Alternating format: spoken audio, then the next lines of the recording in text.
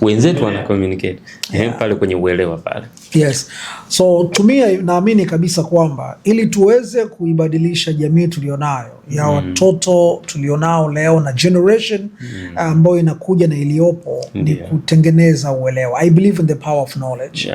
Kwa tutafute maarifa sahihi, alafu tuyatumie yale maarifa vizuri, kwa sababu it should be knowledge and the application of knowledge. So knowledge without the application is nothing.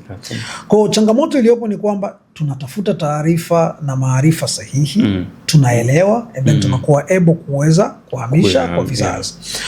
Naamini inawezekana kwa sababu tools ziko nyingi. Sasa hivi tuna podcasts all over, kila sehemu unakwenda, social media. Yes. Kuna social media platforms ambazo watu wana share.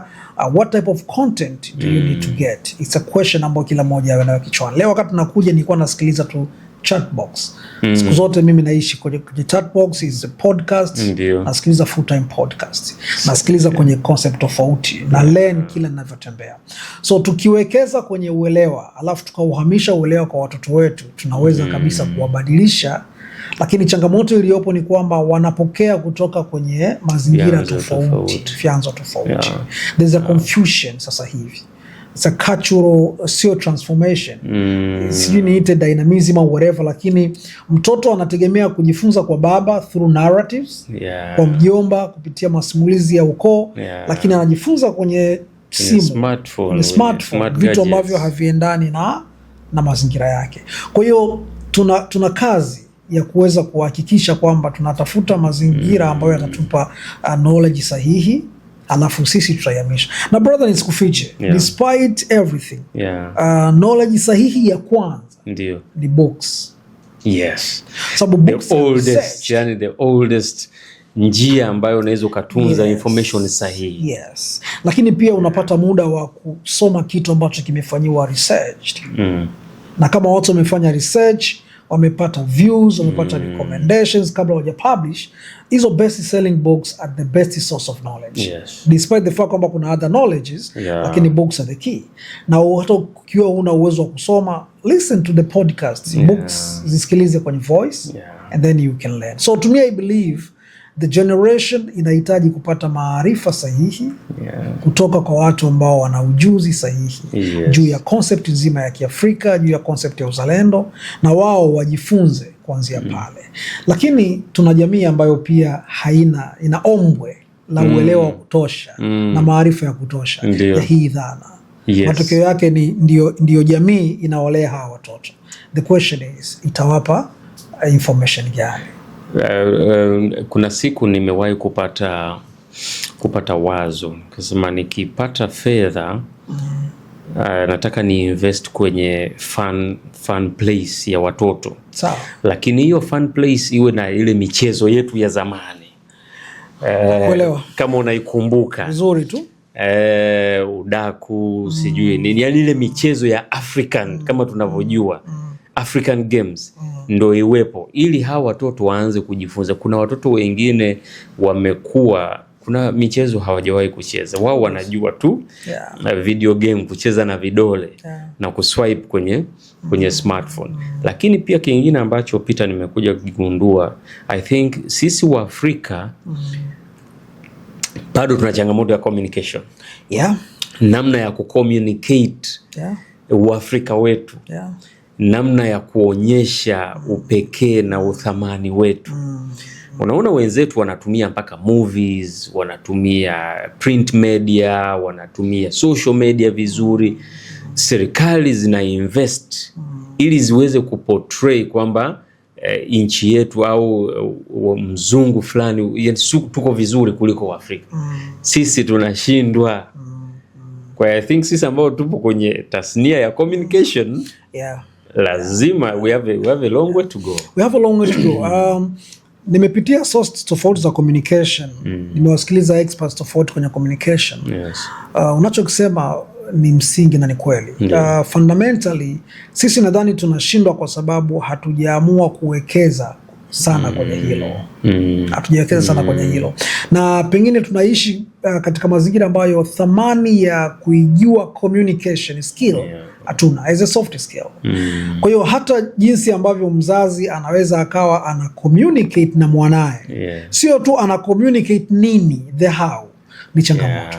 Kwa tatizo la msingi la kwanza ni kitu gani unatakiwa kuwa nacho cha kukiwasilisha. Lakini tatizo la pili, unakiwasilishaje? Kwa hiyo tumekuwa kwenye jamii ambayo mazingira ya mzazi na mtoto yanaweza kawa na gap kubwa la kutokuelewana kimawasiliano, pengine kuliko ilivyokuwa zamani. Sana kumbuka sisi zamani wazee wetu walikuwa, kwanza kabisa tulikuwa tuko pamoja kama community. Leo tunaishi na jamii ambayo kila mmoja yupo kwenye geti lake. Kwa kama baba yako wewe hana skill ya kutosha ya kuwasiliana na wewe mtoto, kuna vitu utapungukiwa wewe. Hakuna sehemu nyingine unaweza ukapata. Lakini nakumbuka sisi tunakutana nyumbani jioni saa 12, saa 1 baada ya kutoka mazoezini, unakatia wadogo mmeoga, unavaa rubega, mnajifunga kanga. Miaka hiyo huwa tunatana washikaji zangu na IBM, hata juzi kwa na chat naye. Wali tulikuwa ubwabwa miaka hiyo. Wali ilikuwa unapikwa nyumba chache. Kwa kama mama anapika wali nyumbani lazima muwahi sana. Kwa mmekaa nyumbani mapema kwenye mkeka au mlago zile, alafu mama anapika, umevaa kanga rubega. Watoto wengine wanacheza ile michezo yetu wanaisema kama dama na vitu vingine. Tulikuwa tunasimuliwa hadithi. Right? Tunapewa masimulizi kutoka kwa wazee. Umekaa na babu, umekaa na bibi, anakupa masimulizi yanahusiana na jamii yenu. Simulizi za ukoo wenu, za mababu na mababu. Lakini jamii ilikuwa ni communally kiasi kwamba tulikuwa inatulimit kwenda mbali zaidi kwenye community nyingine. Kwa tulikuwa tunaishi kwenye msingi na jamii yenye falsafa moja. Leo ni confusion. Tunakaa na familia ambazo zina mazingira na asili tofauti. Kwa hiyo hata sisi wazazi hatuna vitu tangible vya kuweza kuwaridhisha watoto wetu. So gap la kwanza linaanzia kwetu pia. Mtoto anaweza katamani kujifunza kwako, lakini are you aware? Una uwezo wa kutransfer, una uwezo wa communicate, una uwezo wa kushift. Akikuuliza maswali unaweza ukayajibu. Mbaya zaidi syllabus zimebadilika. Wakati sisi tunakuwa curriculum was all over the country. Tulikuwa tunakatiwa umesoma walimu, unajua tulikuwa tuna mfumo mmoja SES, Centralized Education System. Baadaye ikaja SES and DES, Centralized and Decentralized Education System. Tukaigawanya curriculum.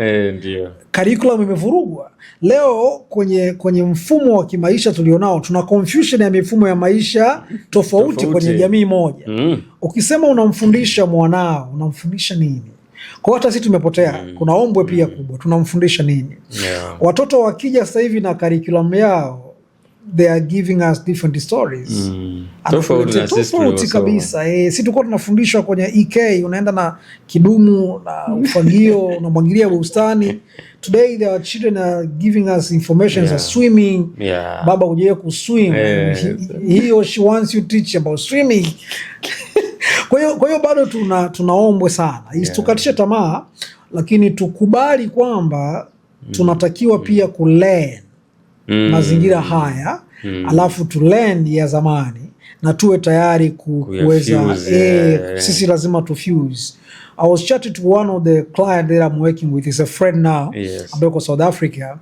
Ameandika kitabu chake ambacho nakipitia kwa ajili ya kufanya translation kutoka kwenye Kiingereza kwenda kwenye Kiswahili. I'm learning a lot kutoka kwake kwenye kile kitabu, kwa sababu ni true story ya maisha yake, na alikuwa ni mpigania uhuru. So mara nyingi watu na exchange, na amenifundisha vitu vingi sana kutoka jamii yake. Moja ya kitu cha msingi ambacho nimekuja kulearn, Afrika ni moja kwa maana ya msingi wa lugha na mambo mengi sana yanafanana. Yako mazingira ya kwao walikuwa kinitamkia lugha ya Kibantu yanafanana na kwetu. Yes. Na mimi nikimweleza baadhi ya vitu wanashangaa. And the good thing yeye amewahi kuishi pia Tanzania.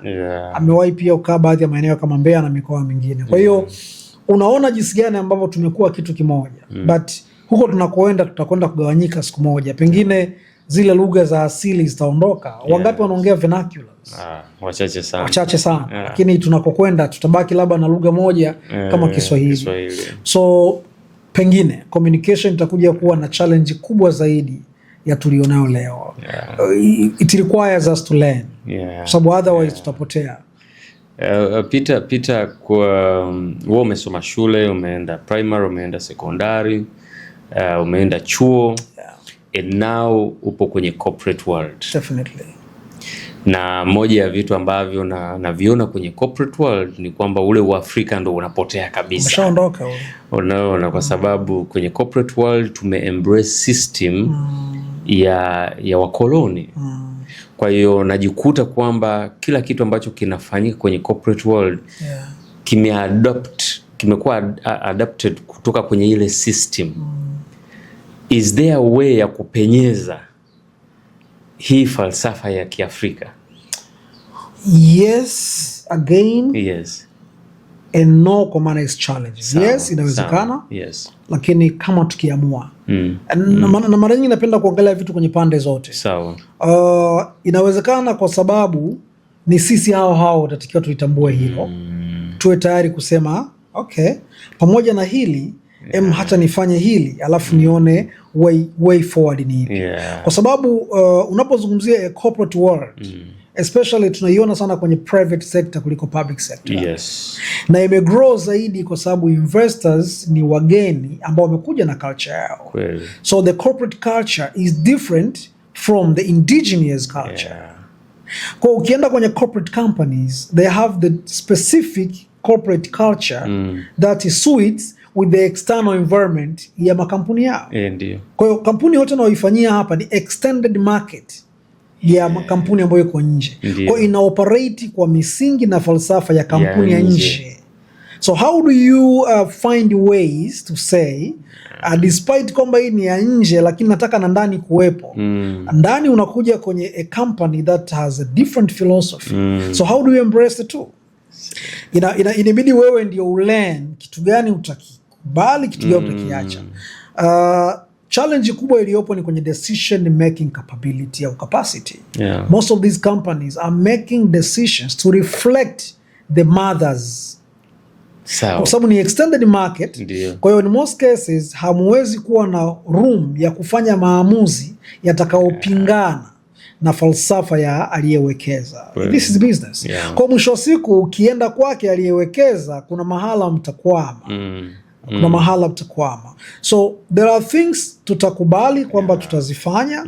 There are things itashindikana kuzifanya unless tuseme the internal environment erase another culture that suits the corporate environment, halafu corporate tuiondoe tuwe na our own corporate. Sijui kama ina make sense. So inakuja mpaka kwenye mazingira ambayo unaambia okay, now we operate in the multicultural environment.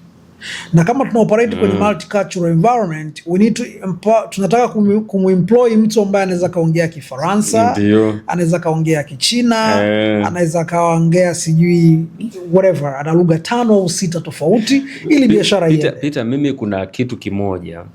This is a very small thing, lakini mimi kilinishangaza. Kuna binti alikuwa anafanya kazi kwenye corporate. And it was a multicultural environment. Kuna wazungu, kuna wa Asia, kuna wa Afrika, watu tofauti tofauti. Then akatoka pale akaenda akaajiriwa kwenye kampuni ya Mwafrika, yule Mwafrika kweli kweli. So akafanya kosa, akawa anatoa documents kwa mkono wa kushoto. Kafanya mara ya kwanza, mara ya pili, mara ya tatu kapewa onyo. Mara ya 4 kafukuzwa.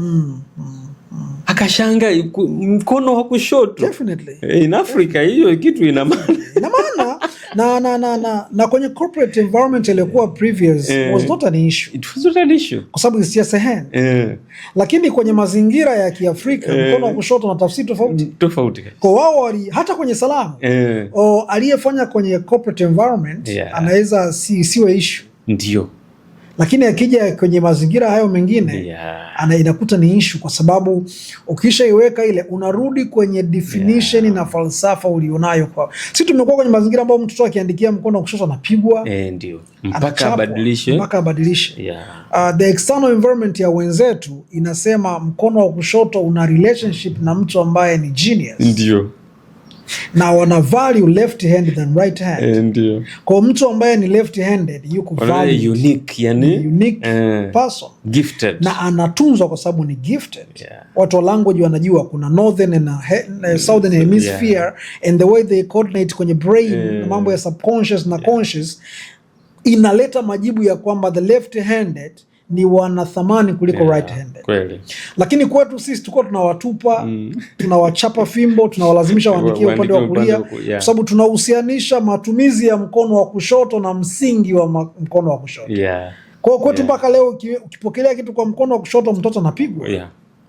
Kwa naelewa ndio hicho sasa, na yeye labda pengine ambacho alitakiwa kulearn ni kwamba I'm getting into a new environment. Yes. I need to learn na ku understand the philosophy of this new environment. Yeah. That should be the gap ambayo ya kuiona. Sawa. Na nafikiri ndio maana inakuja kuwa changamoto kwamba the two cannot kaa pamoja. Yeah. Haziwezi ku intertrain kwamba lazima kuna mahala tutakubaliana kukubaliana na kuna mahala tutakubaliana kutokubaliana ili kuweza kufanya vitu vyote viende, na ndo ile dhana ya kwamba yes and no depend on what we really want. Yeah. Yes. Kwa mimi nimelearn kwamba ukihama mazingira, the first thing you have to learn what does the culture wants you to do. Sawa. Ukisha learn ile culture utaangalia is it suitable for me? Kuna culture ambazo ni lazima uzungumze Kiingereza while attending the clients. Yes. Kwa hiyo you have to learn Kiingereza ili uweze kuattend. Yes. Huwezi Kifaransa, watamwajiri Mfaransa kwa sababu Kiingereza kina dominate. Usipokubali kwenda kujifunza Kiingereza kwa sababu umri umeenda, una kazi. You're missing that. You're losing the job. Leo hii wanamtafuta mtu ambaye ni fluent kwenye hiyo language ili aweze kucommunicate. Yeah. Ukisema mimi naongea Kiswahili vizuri lakini nakwenda kwenye culture nataka Kiingereza, brother, tutakuacha. Kweli. So the best way for you is to learn to cope. Ni changamoto ambao naiona lakini haituzuii kusema. Mimi ninachokiona the way forward labda ni sisi kukubali kwamba mazingira yamebadilika. Sawa. Today tunazungumza kwenye culture hiyo hiyo kuna influence ya artificial intelligence. Kweli. Yep. Na imetuondoa sana kwenye base tuliokuwa nayo. Kweli. Na mtu mmoja juzi anasema intelligence and artificial are two different things. Once ikishakuwa ni artificial it cannot be intelligence. Okay. Intelligence need to be natural. Yeah. Na artificial intelligence kwa sababu imetengenezwa tunazungumzia kama generative AI, zimeaffect the capacity of thinking ambayo watu wote walikuwa nayo. Today mkiandika email, mkaenda kwenye ChatGPT au mkaenda kwenye Microsoft mkatumia Copilot, wote mnafanana. Unless you learn the skills of personalization. Kwamba ile tool uipersonalize ile kwako, uishi nayo, ikufahamu, lakini ukikopi na kupaste you become the same. Kwa kuna mtu nakaa unasoma email za watu wote wanafanana, and then you say okay, are we different or the same thinking? So you did not do it yourself. Sawa. It's what was called AI. What was called intelligent is not intelligent enough to differentiate the personalities. So again maybe turudi kwetu bado tuseme hapana, I write this an email myself, I construct whatever. Na kama uta instruct kwa ajili ya kufind the grammar, kuondoa errors, just ifanye kwa maana ya matumizi ya lugha tu kutaka kuwa sahihi, kwa maana iwe kama tool ya kujaribu. Na pale chini nakupa disclaimer. Nakwambia sio kwamba iko sahihi sana. It's a disclaimer. And bado unakubaliana na ile disclaimer. So nafikiri ni kuwa able to learn. Tukubali kwamba maisha yanabadilika, tujifunze, tujue tulipotoka, alafu tuangalie hizo gaps, wapi tunaweza tukabadilisha, wapi tunabaki kama tulivyo sasa. Sababu naamini kabisa kwamba hata walioanzisha hizi platforms wanajua wazi kwamba zimefika mahala ambako hatuwezi kurudi tulipotoka. The world has gone to the level that you cannot go back to where we have been before. Yani it's obvious. It's obvious. Yes. It's front ever. Lakini the question is tunaendaje front? Na the conversations zinatakiwa sana. Platforms nyingi za mazungumzo. Lazima tuzungumze hivi vitu. Tuongee. People should learn. People should know kwamba kuna mtu mmoja anaitwa Musa Maali Nangoli, aliandika kitabu kinaitwa Normalize About Africa. yani watu wajue kuna huyo mtu alizungumza nini. And people should know kwamba Alan Quatermain na King Solomon Mines were narratives ambazo ziandikwa na wakoloni. We can challenge them today. People should know that. Lakini tukisema kwamba it's fine and let's go the way we are, I think tuna challenge sana kwa watoto wetu. Lakini tusiogope. It's doable. Peter, kwa kumalizia tunaangalia kizazi ambacho kinatumia AI, kizazi ambacho kinatumia smart gadgets, smartphones, laptops, kizazi ambacho kipo online. Kuna vitu gani ambavyo angalau hata viwili unaweza ukavishauri? Now this goes to the parents. Okay. Hii inaenda kwa wazazi. Okay. Kwa sababu umezungumzia kitu nikakumbuka kwamba tunaweza tukawa sasa hivi familia nyingi tunaweza tukawa pamoja, lakini mmoja yuko WhatsApp, mwingine yuko Marekani, mwingine yuko nchi nyingi, lakini physically tuko pamoja. Mentally hatuko, emotionally hatuko pamoja. Emotionally hatuko pamoja, mentally hatuko pamoja. At least ushauri au mambo mawili ambayo unaweza ukashauri. Nafikiri kama nilivyosema, hatuwezi kurudi nyuma tulikotoka. Mimi ninachoweza ukiona kwamba kwanza kabisa watoto wetu katika mazingira walionayo, wanaishi kwa wakati wao bro. And lazima tukubali. Na hatuwezi kureject wala kudeny fact ya kwamba this is the reality. We have to accept kwamba this is the reality.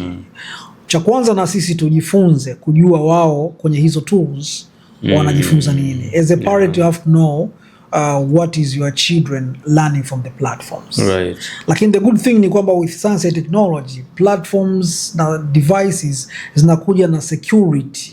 Yes. You can set passwords na vitu kama hizo. You can decide mwanao ajifunze nini. Yes. Sawa? Tukiwanyima gadgets nyumbani, wataenda ipata mtaani, watazipata shule, watazipata. Na hakuna jinsi isipokuwa sisi tujue gadget zao zina nini, tuziwekee content ambazo zitasuit.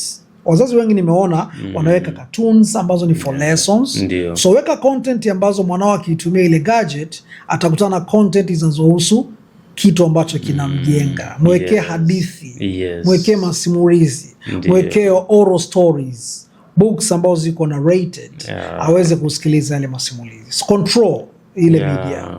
Lakini cha pili, kama ni nyumbani ni parents, amini kwenye TV, set passwords kwenye Netflix na vitu kama hivyo. Control mwanao angalie nini na wewe uangalie nini. Hatuwezi kwenda zaidi ya tulipofika, isipokuwa tunakwenda mbele zaidi. Watoto wanajua YouTube kuliko wazazi. Kweli. Juzi kwenye Easter tulikuwa na family gathering, mtoto wa sisa yangu Ariana, tulikuwa tunacheka nyumbani pale tumekaa, and then she said sweet, tulizungumza nini, ikawa kama vile anaomba password ya wifi pale nyumbani kwa sister wangu. And I'm like, okay, why wifi? I just want niangalie YouTube. Now imagine, kwa hiyo na maana labda turudi nyuma tuseme okay, it's fine. Ukamlimit yeye kuangalia YouTube, lakini ataangalia sehemu nyingine. Kuna YouTube Kids. Yes. Then put YouTube kwa ajili ya kids. And then yeye atakuwa secured. Akienda YouTube atakutana na YouTube Kids. Lakini ukimnyima ni ngumu. So to me kitabu ambacho na recommend cha kwanza kabisa kama nilivyosema ni hicho cha Don Miguel. Na amezungumzia hizo 4 agreements. Why I recommend that ni kwamba there's a story mle ndani utaikuta ya jinsi ambavyo mzazi alireact kwenye kile ambacho mwanae alimwambia na yale maumivu ambayo mtoto aliyasikia na tabia ambayo alijenga baada ya pale. So it's a very nice book. Right. Lakini kitabu cha pili ambacho naweza nika-recommend ni kitabu ambacho kinatengeneza tabia za taratibu. Ni cha watu wazima, lakini kwa mtoto pia it is highly recommended. Na kinazungumzia collection of habits ambazo mtoto au mtu akizifanya zitaweza kumpeleka kwenye mazingira ambayo ataweza kuachieve the common goal. Sawa. Umewe kufikia ni kitabu gani ambacho nataka ukitaje? Nimefikiria hapa Atomic Habits. Definitely. Najua unasoma vitabu. So Atomic Yes. Habit ni one of the why I'm thinking of building habit. Yeah. Ni kwamba hivyo vitu vyote tumevizungumzia ni habit unazijenga. Na habit zinajengwa kwa mtoto. Anakuwa nazo. Speak of saving habit, kwa mfano nataka start with the children. Kidogo. Taratibu. Kwa hiyo mimi kwangu those are two highly recommended book, kwa sababu cha kwanza kinazungumzia zaidi ya falsafa, dhana ya utu na nini, lakini cha pili kinazungumzia jinsi ambavyo tabia yako na personality inaweza ikakubadilisha. Vitabu ni vingi, lakini those are highly recommended to me. Peter, it's been a pleasure. Nikushukuru sana. We've always had a great time kila tunapokutana. Definitely. Na whether kwenye stage au kwenye podcast, you are a giver. Haukatai kutoa madini. And I'm pretty sure wale wote ambao wamesikiliza hii podcast kuna kitu ambacho umejifunza. Wewe kama ni Mwafrika kuna kitu umejifunza. Kama wewe ni mzazi, there is something ambacho pia umejifunza. So till next time, tunashukuru sana for investing your time. Sasa you go and apply hiki ambacho umekisikiliza. Shukran sana Peter, na hapa Duka Huru tunasema let's all win. Asante sana.